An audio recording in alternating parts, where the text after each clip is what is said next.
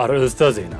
የገንዘብ ሚኒስቴር የገቢ ግብር ማሻሻያ አዋጅ ቁጥር 1395/2017 አፈጻጸም ላይ ለተነሱ ጥያቄዎች ምላሽ በመስጠት በተለይ በአካፋይ ነጋዴዎች ላይ የሚሰለው አማራጭ አነስተኛ ግብር በተመለከተ እፎይታ የሚሰጥ ማብራሪያ ተሰጥቷል። ዝርዝር ይዘናል።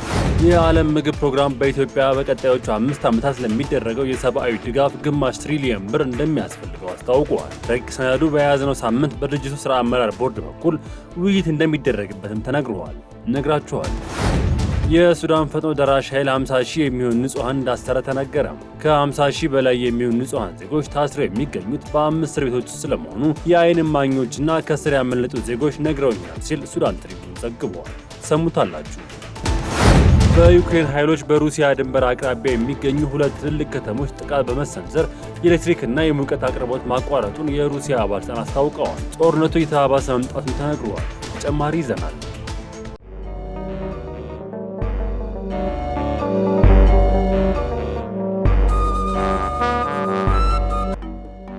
ውድ የሀገሬ ቲቪ ተመልካቾቻችን ለሰዓቱ የያዝናቸው ዜናዎች ተጀምረዋል። ከዜናዎቹ ጋር ሚኪያስ ኃይሌ ነው። የገንዘብ ሚኒስቴር የገቢ ግብር ማሻሻያ አዋጅ ላይ ማብራሪያ ሰጠም። የገንዘብ ሚኒስቴር የገቢ ግብር ማሻሻያ አዋጅ ቁጥር 1395/2017 አፈጻጸም ላይ ለተነሱ ጥያቄዎች ምላሽ በመስጠት በተለይ በአካፋይ ነጋዴዎች ላይ የሚሰለውን አማራጭ አነስተኛ ግብር በተመለከተ እፎይታ የሚሰጥ ማብራሪያ ሰጥቷል። ይህን ውሳኔ ቀደም ሲል ንግድ ማህበረሰቡ አስቸጋሪ ነበረው የትርፍ ህዳግ ግዴታ ማንሳቱን በነጋዴዎች ዘንድ ተቀባይነት ማግኘቱም ተነግሯል። በሚኒስትሩ ማብራሪያ መሰረትም የአካፋዮች አማራጭ አነስተኛ ግብር የሚሰላበት መንገድም ግልጽም ሆኗል።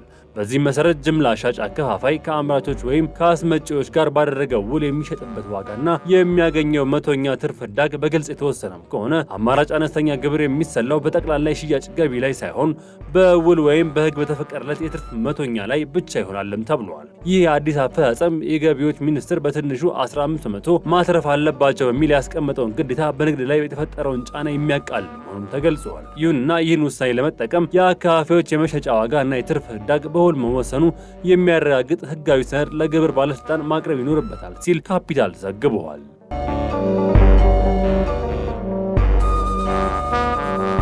ግማሽ ትሪሊዮን ብር ያስፈልገኛል ሲል የዓለም ፕሮግራም አስታወቀ። የዓለም ምግብ ፕሮግራም በኢትዮጵያ በቀጣዮቹ 5 ዓመታት ለሚደረገው የሰብአዊ ድጋፍ ግማሽ ትሪሊዮን ብር እንደሚያስፈልገው በውይይት ላይ በሚገኘው የድርጅቱ ስትራቴጂካዊ ረቂቅ ሰነድ ላይ አስፍሯል።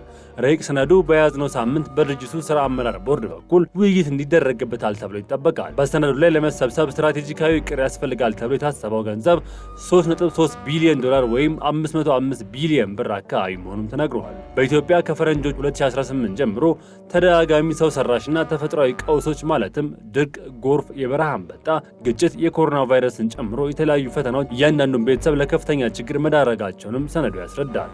በዚህ ምክንያት የኢኮኖሚ እድገት እንዲቀዛቀዝ፣ የበረታ ድህነት እንዲንሰራፋና የመንግስት አገልግሎት በተገቢው መንገድ እንዳይዳረስ ማድረጋቸውን ተብራርቷል ሲል ሪፖርተር ዘግቧል። በኢትዮጵያ 129 ሚሊዮን ሕዝብ ዝቅተኛ ገቢ እንዳላቸው በሪፖርት ተመላክቷል ሲል ሪፖርተር ዘግቧል።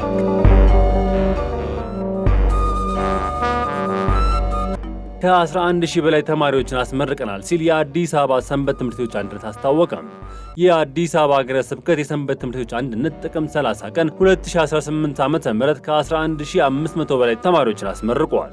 በ164 የተለያዩ አጥቢያ አብያተ ክርስቲያናት በተመሳሳይ ሃይማኖታዊ ትምህርት ካሪኩለም ያስተማራቸውን የ4ኛ፣ የ8ኛና የ10ኛ ክፍል ተማሪዎችን በሚሊኒየም አዳራሽ አስመርቀዋል። በምረቃ መርሃ ግብሩ ላይ ብፁዓን አባቶችን ጨምሮ በርካታ ምዕመናን በተገኙበት ተከናውኗል። የምረቃ ስነ ስርዓቱ በሀገረ ስብከት ደረጃ ለ5ኛ ጊዜ የተዘጋጀ መሆኑን በመድረኩ ተገልጿል። በትምህርት ውጤታቸው ከፍተኛ ውጤት ላገኙ እንዲሁም በሀገረ ስብከት ደረጃ በተሰጠው ፈተና ላይ ለተሳተፉት ሰንበት ትምህርት ቤቶች የእውቅና መርሃ ግብርም ተከናውኗል።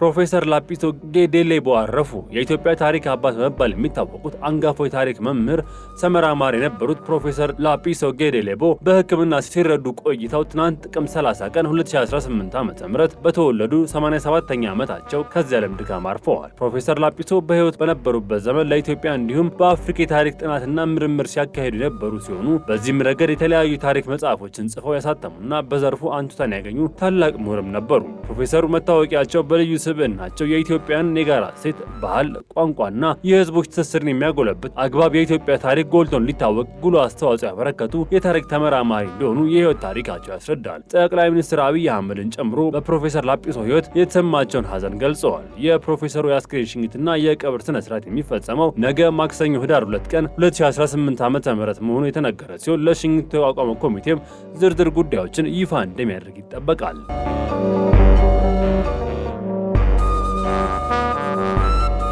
በሱዳን 50,000 ዜጎች ታስረዋል ተባለ። የሱዳን ፈጥኖ ደራሽ ኃይል 50,000 የሚሆኑ ንጹሃን እንዳሰረ ተነገረ። ከ50,000 በላይ የሚሆኑ ንጹሃን ዜጎች ታስረው የሚገኙት በ5 እስር ቤቶች ስለመሆኑ የአይን እማኞችና ከእስር ያመለጡ ዜጎች ነግረውኛል ሲል ሱዳን ትሪቡን ዘግበዋል። እስር ቤቶቹ የሚገኙት በሰሜን ዳርፉር ግዛት አልፋሽር በተሰኘው አካባቢ ስለመሆኑም ተገልጸዋል። የሱዳን ፈጥኖ ደራሽ ኃይል ከሱዳን ብሔራዊ ጦር ጋር የነበረው የ1 ዓመት ያክል በፈጀ ጦርነት ቦታውን ተቆጣጥሮ እያስተዳደረ ይገኛል። ቡድኑ ወደ ሰሜናዊ ዳርፉር ግዛት ከገባ ወዲህ በንጹሃን ላይ ሰብአዊነት የጎደለው ተግባር ፈጽሟልን ተብሎ እየተገለጸ ይገኛል። በተለይም ለሱዳን ጦር ድጋፍ አድርገዋል ብሎ ያመናቸውን ዜጎች ላይ መግደል፣ የሰውነት አካሉ ላይ ጉዳት ማድረስ እንዲሁም በርካታ ኢሰብአዊ ድርጊቶች ላይ ተሳትፏል የሚል ክሶች እየቀረቡበት ይገኛሉ። የፈጥኖ ደራሽ ኃይሉ ዋና አዛዥ መሐመድ ሐምዳን ዳጋሎ ባለፈው ሳምንት ኢሰብአዊ ድርጊት ስለመፈጸሙ ማመናቸው ተዘግበዋል። የአልፋሽር ከተማ በደቡብ ምዕራብ አቅጣጫ 56 ኪሎ ሜትር ላይ በሚገኘው መጋዘን ውስጥ በርካቶች ታስረው እንደሚገኙ ተገልጿል። ፈጥኖ ደራሽ ኃይሉ በሌሎች ቦታዎችም ውስጥ በርካታ ታሳሪዎች ይዞ እንደሚገኙ ተዘግበዋል። በዩኒቨርሲቲ ውስጥ፣ በሆስፒታል እንዲሁም በትምህርት ቤቶች ውስጥ ዜጎችን ይዞ ኢሰብአዊ ድርጊት እየፈጸመ ስለመሆኑን የዘገበው ሱዳን ትሪቡን ነው።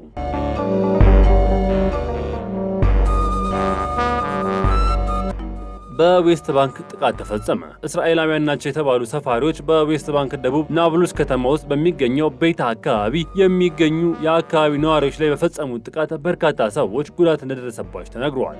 ይህ አካባቢ ከዚህ ቀደም ለሚፈጸሙ ተመሳሳይ ጥቃቶች መነሻ እንደሆነም ሰምቷል። ቁጥራቸው ከ50 በላይ እንደሆኑ የሚገመቱ ፊታቸውን በጭንብል የሸፈኑ እነዚህ ጥቃት ፈጻሚዎች ቤታ በሚባለው ተራራማ ቦታ ላይ የወይራ በመልቀም ላይ በነበሩት ፊልስጤማውያን ላይ ከፍተኛ ድብደባ ሲፈጽሙ የሚያሳዩ ተንቀሳቃሽ ምስሎች ይፋ ሆነዋል። በእነዚህ ምስሎች ላይ የተለያዩ ዱላ መሳይ ቁሶች የያዙ ጭንብል ለባሾች በስፍራው ያገኟቸውን ሰዎች ሲደበድቡ የሚያሳይ ሲሆን በጥቃቱም ከፊልስጤማውያን በተጨማሪ በቦታው ለዘገባ የተገኙ የሮይተርስ ጋዜጠኞችን ከፍተኛ ድብደባ እንደደረሰባቸው የዜና ወኪሉ ባወጣው ዘገባ አክሏል። አካባቢው ይህን አይነት የሰፋሪዎች ጥቃት የመጀመሪያውም አይደለም። ከ10 ዓመት በላይ ለሚሆኑ ጊዜ ይህ አይነት ተመሳሳይ ግጭት እንዲሁም ጥቃቶች የነበሩ ቢሆንም በተለይ በፈረንጆቹ 2023 የተጀመረው የሐማስና የእስራኤል ጦርነት ተከትሎ ይህ አይነቱ ጥቃት በብዛት ሆነ በአይነት ከፍተኛ ደረጃ እንደደረሰ ሲኤንኤን ዘግቧል።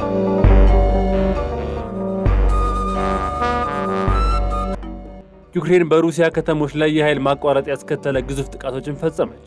የዩክሬን ኃይሎች በሩሲያ ድንበር አቅራቢያ የሚገኙ 2 ትልልቅ ከተሞች ላይ ጥቃት በመሰንዘር የኤሌክትሪክና የሙቀት አቅርቦትን ማቋረጣቸውን የሩሲያ ባለስልጣናት አስታውቀዋል። የአካባቢው የሩሲያ ባለስልጣናት እንደገለጹት ባለፉት 2 ቀናት ዩክሬን ባደረሰችው የሚሳኤል ጥቃት በቤልግሬድ ከተማ የሚያገለግሉ የኃይልና የማሞቂያ ስርዓቶች ላይ ከፍተኛ ጉዳት በማድረስ ወደ 20,000 የሚጠጉ አባወራዎችን ከኤሌክትሪክ ኃይል አገልግሎት ውጭ አድርጓልም ተብሏል። የክልሉ ገዢ አሌክሳንደር ጉሴቭም የድሮን ጥቃቱ ከቫርኔዝ ክፍሎች ውስጥ ለተወሰኑ ሰዓታት ኤሌክትሪክ ኃይልና የማሞቂያ ስርዓቶች አቋርጣል ማለታቸውን አሶሺየትድ ፕሬስ ዘግቧል። ከ1 ሚሊዮን በላይ ህዝብ ባላት ከተማ በሌሊት የተፈጸመው የበርካታ የሰው አልባ አውሮፕላን ጥቃት በአካባቢው በሚገኙ አንድ ህንፃ ላይ የእሳት ቃጠሎ እንደፈጠረም የተነገረ ሲሆን ይህ ክስተት ሁለቱም ሀገራት አንዱ የላኛው ኢነርጂ መሰረተ ልማት በየቀኑ የሚባል ደረጃ ማጥቀታቸውን ተከትሎ የመጣ መሆኑን ተነግሯል። ሩሲያ በኩሏ ድሮኖችና ሚሳኤሎችን በመጠቀም በዩክሬን ላይ በአንድ ሌሊት ጥቃት ፈጽማ ለ2 የኒውክሌር ማመንጫዎች ኃይል የሚሰጡ አካባቢዎችን በመምታት 7 ሰዎችን መግደሏን የዩክሬን ባለስልጣናት መግለጻቸው ይታወሳል። ውድ የሀገሬ ቲቪ ተመልካቾቻችን ለሰዓቱ ያዝላችሁ ዘገባዎች ተጠናቀዋል። ቸር ቆዩ።